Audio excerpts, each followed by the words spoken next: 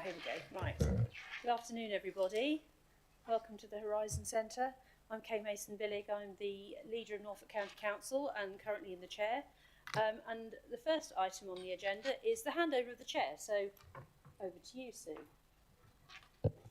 Thank you, Kay. Thank you for all the hard work you put in last year, and I'll hope to try and match that effort. Thank you very much for having me. If I move on to item 2, which is the apologies for absence. Do we have any, James? Yes, Chair. We have apologies from Councillor Elmer and Councillor Stonnard, and their substitutes are Councillor Minshall and Councillor Hampton. Lovely, thank you. Do we have any declarations of interest?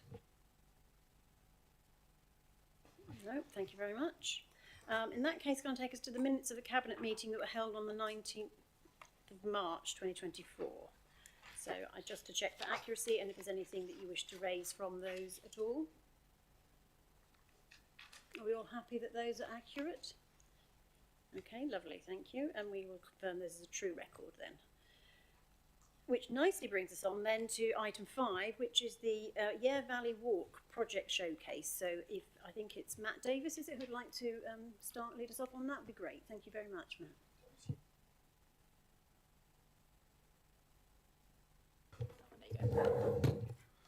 Hi everybody, I'm Matthew Davis. I work for Norwich Fringe Project and part of Norwich City Council, and my job is looking after the countryside around Norwich.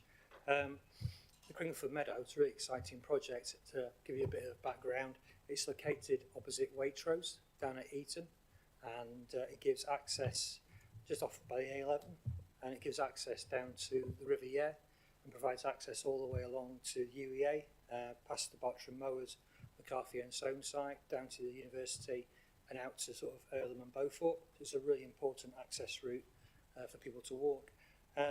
You'll see some of the photos I've got here of the project.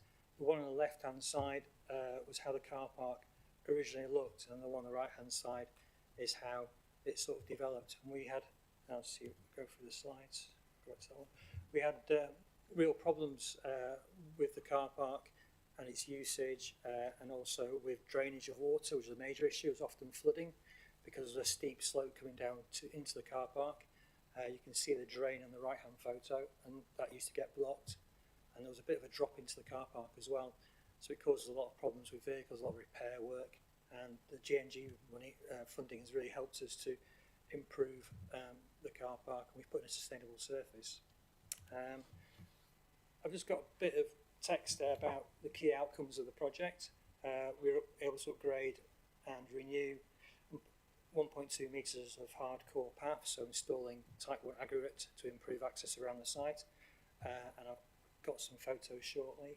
As I said before, the new path that's been installed has allowed us to join Norwich City Council land up to Bartram Trust land, which is part of the McCarthy and Stone development. We've improved the car park. We've put in a new plastic cellular retaining grid surface system, so the water will soak through into the ground. We've reinstated an old ditch system to allow access, so it's connected to the river. We've put interpretation panels in, new bench. It's improved access basically for all, for people accessing the river, for canoeists, families, anglers, and it's mobile as well. You can, disabled people can use the path because it's a hard surface path that now links into the Bartram Mowers phase project, because with phase 1 and 2 of the housing project McCarthy and Stone off Bluebell Road, they have, part of the planning conditions, they have put in a new hard surface path as well, so it all links up to the area, which is quite exciting. Some photos really, sort of how the car park used to look, so you can see how muddy it was, and not very appealing. You can see the steep drop on your left hand side as well coming into it, which causes problems with vehicles coming in. And then you can see sort of the before and after photos of how the landscape architect Zoe wasn't able to come today, has been able to link in the car park and make it sustainable, put hard concrete edges in so the water runs off and it drains away as well. So it's a lot better really. It's got a better feel to it. You can see how we've put bollards in to control parking, and you can see the grid system there as well. The gate on your right hand side provides access into the field behind, which we manage for wildlife, but cutting and collecting once a year. Let's see what we got.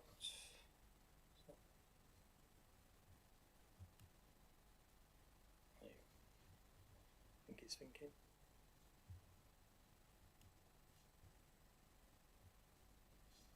Photos.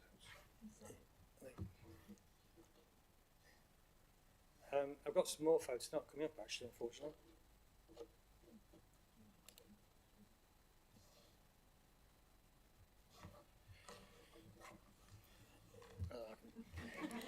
I'll go the old-fashioned way. If you can see those there. So these ones are how the path surface used to be. Go back to that one. So you can see the 4 photos there of how the surface used to be. It's very muddy. It wasn't suitable for disabled access.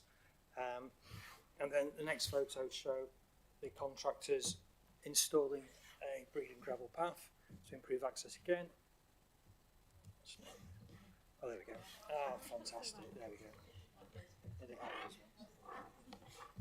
So again, I've tried to show with the slides sort of before and after, so you can see how difficult access was with the muddy path.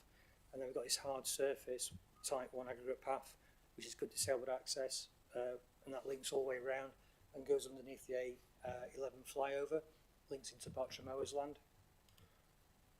And then we've got volunteers. With the Fringe project, we have a group of volunteers that go out on Wednesdays and Thursdays, mainly retired people, some people with mental health issues, and we teach them new skills.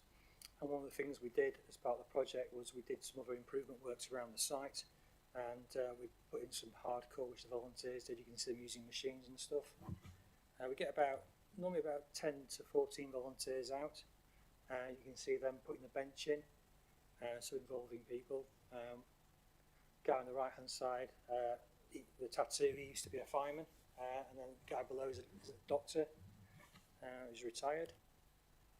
What I find with volunteers is that a lot of these people have had jobs all their lives, and they get to the age of retirement, and you know they've got a lot to give, and it's really exciting they come out with us, and we can offer them new skills and new opportunities. You can see installing the new lectern style interpretation panel, and you can see the old one there that sort of come to the end of its life really. And there's the new one there that we installed for volunteers. You can see the management of the site in the background, how we cut and collect the vegetation once a year, so you know, maintaining it for wildlife. And I think that's it really. If there's any questions.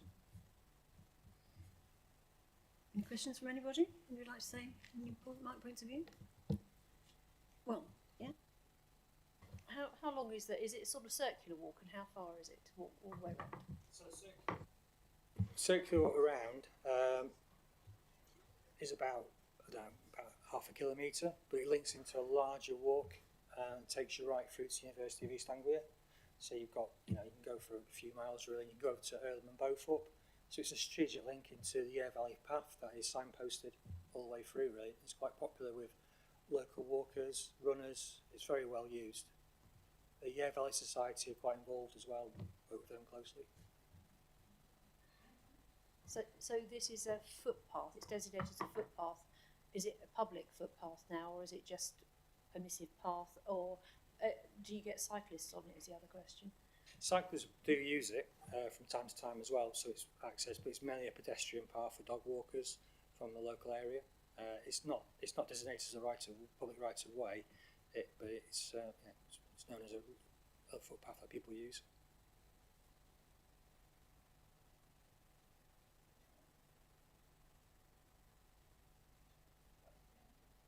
Does that path open up opportunity for and onto somewhere else and onto somewhere else? Is there something else we need to be looking at in our plan? Not that I'm aware of. At the moment, the only thing is UEA have got a boardwalk that just comes to the end of its life, and I know they're struggling to find funding for that, but it's not something I'm directly involved with because it belongs to the UEA on their land. That's interesting, because that was something I was going to ask about the UEA part, because but Grace, you've got an answer? Yeah, just the location of this particular project is actually close to a number of others that have already been funded by the GNGB. It goes into the Yare Valley Walk, but there's also the Ketts Country Long Distance Trail, which also links off from here. There's a loop walk that goes from here, and just across on the other side of the river, there's been some funding that's gone into Crinkleford Parish Council, and they want to develop that area of land, and there's going to be a bridge that comes over. So it links in multiple ways, and it's really nice to actually see that this was a key part that was quite very difficult to access because it was just because of flooding and the mud, and it just makes it fills that gap really, really well. And I think my point would be, interestingly, the Sweetbriar works that have gone on as well. So that's another area which is a long distance ability to trek and through to the Marriott's Way, I believe. And, you know, gradually we're getting more and more things like that, aren't we, where we can actually have people going out across swathes of the countryside and having a really good time, but also it's quite productive and it's certainly environmentally friendly. So I think it's a really great project. So thank you very much for that. Thank you very much.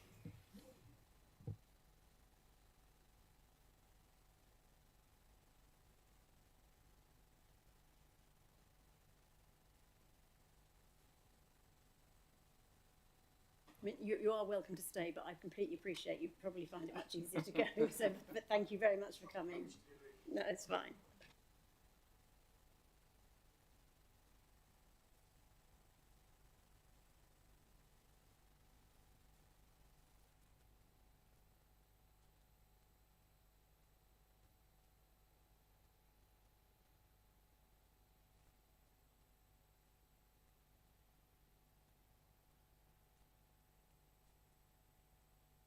Okay, thank you very much then. Let's move on, shall we, to the item 6, which is the school's capital programme. Who was somebody who's going to present that? That will be James Wilson. Oh, sorry, James, I didn't realise you were over there. Thank you very much. Not at all. Good afternoon, colleagues. I haven't been to this board before, so people don't necessarily know who I am. So James Wilson, one of the service directors in Children's Services at the County Council. Isabel's part of my team, and I think Sam Fletcher, one of my assistant directors, has previously attended to present to this board. I'm going to just provide a brief intro and then I'll hand to Isabel who'll talk you through the detail of things. I guess I was particularly keen to come today for a couple of reasons. One is that obviously the Schools Capital Programme is a major undertaking for us. We're recipients of 2.5 million annual funding from this board, which is absolutely critical to us. So we've provided, as you'd expect, a sort of overview paper with an update on the progress and how that fund is supporting. I have picked up a bit of a back and forth between my team and the administrators around this board around the nature of that reporting and whether it's providing you with what you need it to do. And if that's the case, it's really important to me that we're serving this board well. So happy to take any feedback today on whether this is the right set of materials, and if it's not, to make sure you're having oversight as you need of the existing movement. I'm here sort of in the spirit of being keen to hear that. The other reason, of course, is as you'll see in the paper, as well as the existing funding movement, there isn't a specific ask for funding in the next financial year, but we are looking at a very major scheme for a new high school in the Greater Norwich area in the medium term, and we think that's a major proposition, and we are going to be looking to hopefully work with yourselves to put together the plans for that and the resource envelope to secure it. So obviously wanted to come to be part of the conversation at the outset of that endeavour as well. So I'll probably stop there and hand to Isabel take you through the specifics of the paper, but then we'll open up and hopefully we can answer your questions. Thank you very much, and thank you to the Greater Norwich Growth Board for your time on your agenda this afternoon. We appreciate the opportunity to bring this report to you. So we have included in the report this time round some greater contextual information for the board in relation to the position of the school's capital programme in the county.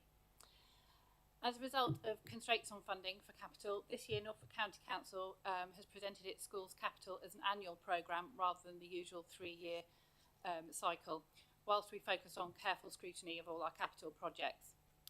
The County Council requires the Schools Capital Programme to be deliverable from its available funds, and as the external grant for pupil growth has decreased, this has created a greater challenge for the provision of new school places where there is housing development. This report seeks to provide updates on the projects either being delivered or just completed with the support of the Infrastructure Fund. And for this year, this includes the completion of the new primary school for Cringleford, known as Cringleford Prep, which is open to new pupils this month. In addition, we are well underway with the Blowfield Primary project on site, as we are also with the expansion of Heatherset High Academy. Not funded by the Infrastructure Fund, but also in the Greater Norwich growth area, is the Silfield New Primary, which is in its construction phase, and that's funded by grant funding and the Section 106 that still exists for that area, serving the Wymondham area and scheduled to open to pupils in September 2025. Now we have completed the Cringleford project, we would really appreciate an opportunity to bring a case study of this scheme to a future meeting of the board, if that would be helpful. Obviously, it's a really exciting piece of new infrastructure, opening a new primary school, and we know that Cringleford obviously has had a lot of housing, and it's very popular with families. So I think that hopefully that was something that we can bring, and I know that we did include some photos in this report, but I think there's more that we can show, and now it's open to families. I think it would be a really good opportunity to have a look at how the money has been spent in more detail. The remaining project currently, where we're fortunate enough to have agreed to annual infrastructure fund allocations, is the expansion of Wyndham High Academy. This was a challenging project at its outset, as the first feasibility study proposals were unaffordable, and after a delayed start we have a project now that can proceed, although costs have slightly increased over the last 12 months, where we've had to amend the project slightly to meet the requirement of statutory consultees in the planning process. However, a pre-planning exhibition was held just before the summer break for schools, and that was a really helpful opportunity to share plans with neighbours as they move ahead towards the planning application, and we're looking to submit that next month. In relation to future projects within the Greater Norwich area, we've broken these down in tables into different categories, which hopefully will make it easier for the board to see what our current assumptions are around delivery for the future. These are subject to change as developments progress on their own timelines, but we're currently expecting those projects in Table 2 to come forward first, and that's for the developments at Smee Lane, the Rackheath First Primary and Beeston Lane First Primary School. The key project for us, as James has already mentioned, is likely to be the provision of a new high school serving the North East Growth Triangle, with the site safeguarded in the Rackheath development. Cost benchmarking for new high schools is particularly difficult in comparison to primary schools, basically because there's smaller numbers nationally, but we have done quite a big piece of work in the region. Some anecdotal reports have suggested upwards of 70 million for a new high school in another local authority based on current costs, but actually some are reporting lower than that, of around the previously supplied figures of 40 million. So there is quite a broad range that we're looking at, and hence that's what one of the key recommendations for this group is to look at taking that forward and looking in more detail at the business case for that project. Finally, we understand that education is fairly exceptional in how it is funded via this board, and the reporting that we provide, rather than being on an individual specific project basis, it also includes a broader overview of schools' capital. Therefore, ensuring there is a suitable reporting format for the board is a priority, hence the second recommendation we have, proposing we work with the project team on this issue. Alongside Norfolk County Council and schools' capital funding constraints, we realise there have been issues for housing development generally across the country and also in Norfolk, and this would have had an impact on the related income available to support infrastructure. As a result, and sort of with our focus on that new high school provision, we have a slightly different recommendation for this coming financial year, and rather than a contribution for an individual project, we would like the board's support to work with the Greater Norwich project team on a detailed business case for the new high school. Thanks very much for your time. Lovely, thank you. Does anybody have any questions about this report?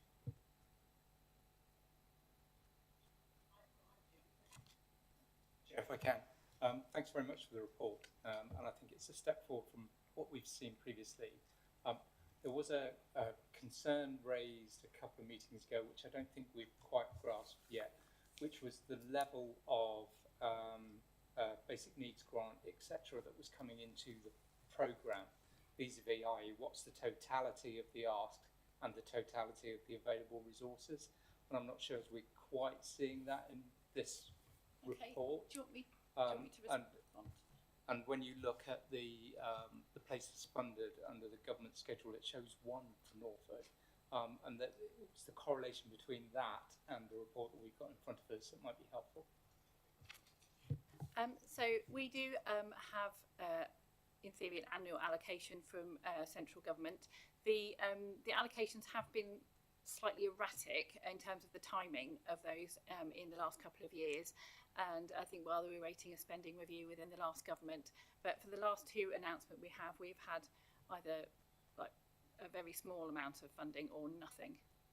What they do is they've looked at what they believe that the authority has received previously and what we've submitted as part of our forecasts, and there is some calculation in the background, but actually we've seen a dramatic fall in the allocations to kind of almost sort of certainly from quite large sums in the past, almost nothing, not quite nothing, but not quite close to that.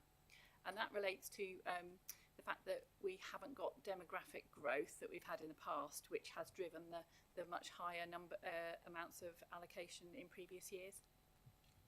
Can I ask a question? You say there's some formula in the background. Is that a bit opaque? You don't know what that formula is, or? It is there, but what we don't have with quite such clarity is what the Department for Education has looked at what has previously been submitted and how they've calculated that compared to what we've submitted in the last couple of years in relation to our school forecasts. So there isn't quite that level of granular detail available to us. But we're not in a particularly unusual position compared to lots of other local authorities. And I can see from the government publication that reduction, so absolutely grateful for that. It was just about seeing the totality of that data in this report when seeking funding from Greater Norwich Growth Board. So I'm not questioning the data, rather the data might be well represented in this report.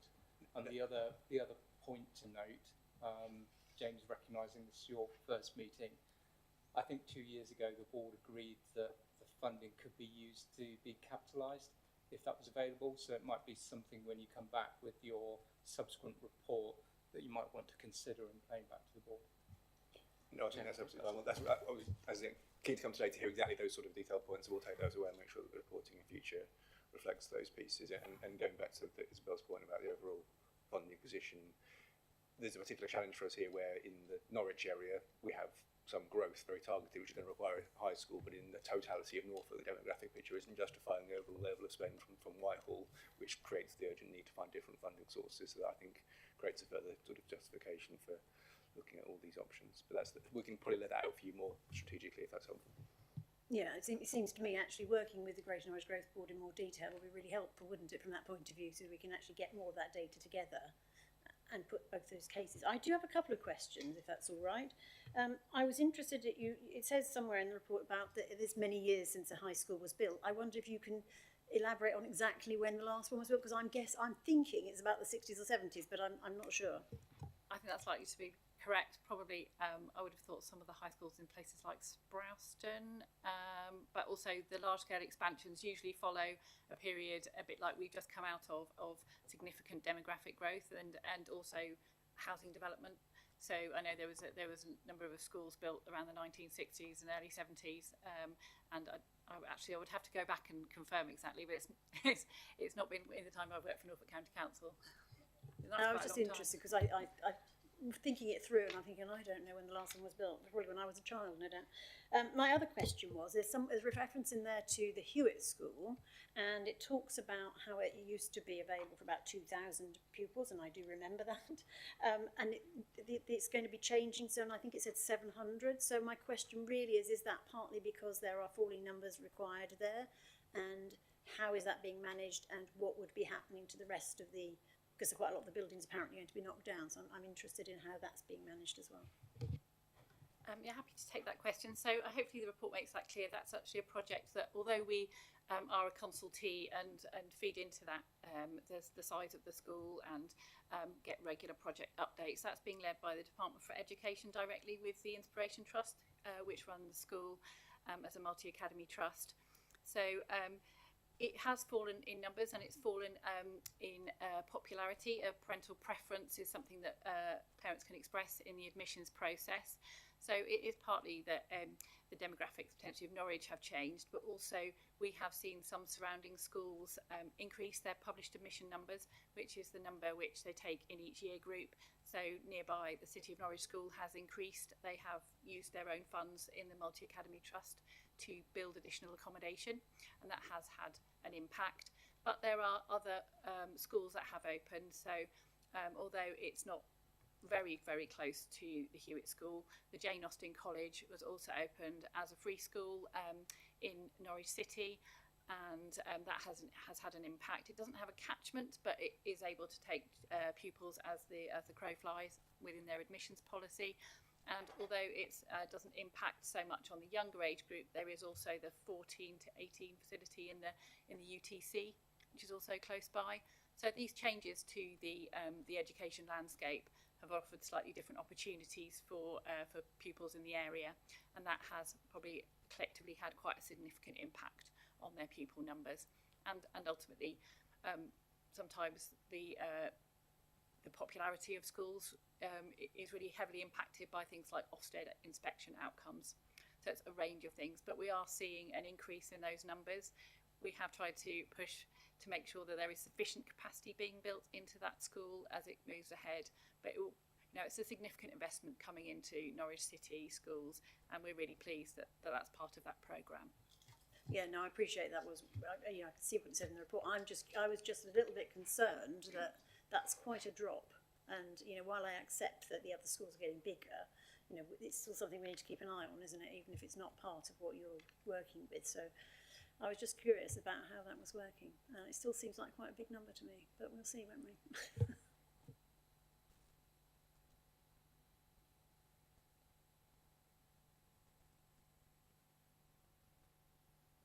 Thank you. Just on that point, I was going to make a suggestion that it might be useful, albeit not part of the County Council's responsibility, to have some of that wider context included in any future programming, and looking at where the trends are for these academy trusts to kind of take pupils from the county education system, just to give that bigger context and show how that's influencing the programming of future schools coming forward. I think it's useful context. Yeah, I think it's a very good point, actually, isn't it? Because it's quite hard to determine where we're going to be helping to fund something if we don't know what the wider picture is as well, isn't it? So, that was something else worth thinking about, I think.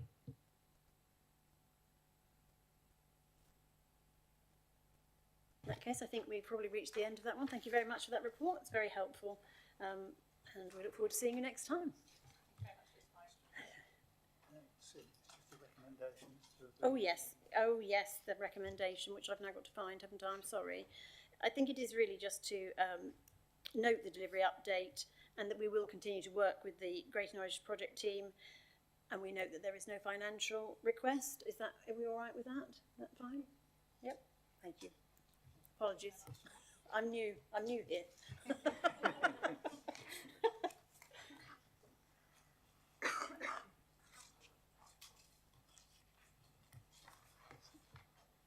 Right, so that moves us on then to item 7, which is the Green Infrastructure Strategy Update. I need some new teeth for that one. Thank you. Thank you. Hello, I'm Wendy Brooks. I'm Head of Environment for Norfolk County Council and the Project Executive for the strategy. Just to sort of highlight why we're producing the strategy, well, it's to protect, enhance and create green infrastructure for the great growth in Greater Norwich, and the aim is to provide this network of linked multifunctional green spaces across Greater Norwich, including delivering health and wellbeing benefits, nature recovery benefits and climate change resilience benefits. And I think actually the earlier presentation was a great example of what we're hoping to deliver more of across Greater Norwich. So earlier in the year we commissioned CBA consultants to deliver the strategy for us. They have produced a very clear brief for each stage of the strategy, and they've now delivered 4 of the 7 milestones in our project plan. 2 of those really key milestones was to deliver actually 2 workshops and to engage a really wide audience on the development of the strategy and ensure we're getting some really good ideas from stakeholders and who are able to shape the strategy for us. So we've now held both of those workshops. You will see in the appendix of the paper the organisations represented at those workshops, and they will all help to ensure we've got the right definitions, the right vision, objectives, as well as some of the sort of guiding principles of how we then deliver the strategy, and that will help to shape some of the delivery plans post the strategy being produced.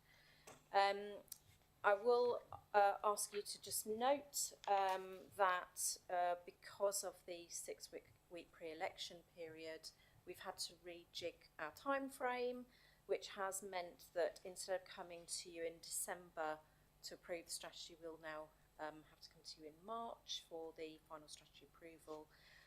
And then we want to launch the strategy. So welcome any of your ideas of where you'd like to see that launch. We've got some ideas of our own, but really happy to hear yours. And just to note that we're making really good progress and that sort of rejig of our timescale. So thank you. Lovely, thank you very much. Does anybody have any questions? No? Wow, well, there you are. Well, thank you very much. No, that seems very clear, and I think it's quite understandable that it's been slightly delayed. It's a pity, really, isn't it? For 6 weeks, now we've lost 3 months in total, isn't it? Which is a shame, but yeah. And I've no doubt that people can come forward with some ideas about where you might want to hold something. So obviously get in touch with people. Yeah, and we'll come up with something. Or we could just say Broadland Country Park, because we've already funded some of that, haven't we? Anyway, thank you. So in that case, if I move to the recommendations, which are, we are asked to note the progress of delivering the green infrastructure strategy and delivery plan and the proposed next steps, and to note that due to the 6 weeks pre-election period, we've had to extend the programme, and that means that the final report will come to the meeting on the 11th of March 2025. Are we all happy with that? Yes, thank you very much then. It's been a pleasure. I must say, it's really nice to be working somewhere where we do all work together, and it's amazing what you've been able to achieve with this Greater Norwich Growth Board. So I really hope that, you know, we can carry on doing that and get more products for all of us. Thank you.